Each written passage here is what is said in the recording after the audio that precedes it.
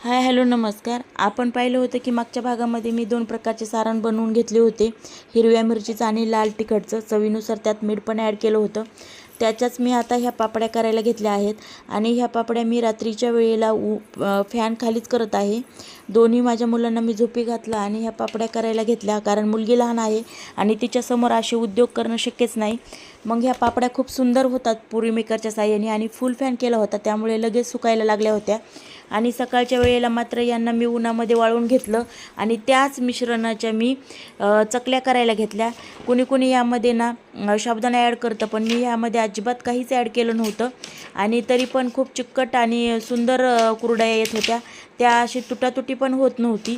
त्यामुळेच मी म्हटलं की एखाद्या भांड्याच्या आपण कुरडया करून घेऊया. हे पहा, मी कुरडया पण ट्राय केल्या आणि कुरडयाही खूप सुंदर कुरडया आल्या होत्या. जसं काय गव्हाच्या पिठाच्याच आपण कुरडया करत आहोत, चिकाच्याच अशा सुंदर प्रकारच्या दिसत होत्या आणि येत पण होत्या.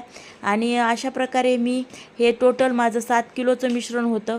या 7 किलोच्या मिश्रणामध्ये लाल तिखटाच्या पापड्या, हिरव्या मिरचीच्या पापड्या, कुरडये आणि चकल्या अशा प्रकारच्या करून घेतल्या. आणि हा ब्लॉग तुम्हाला कसा वाटला नक्की सांगा.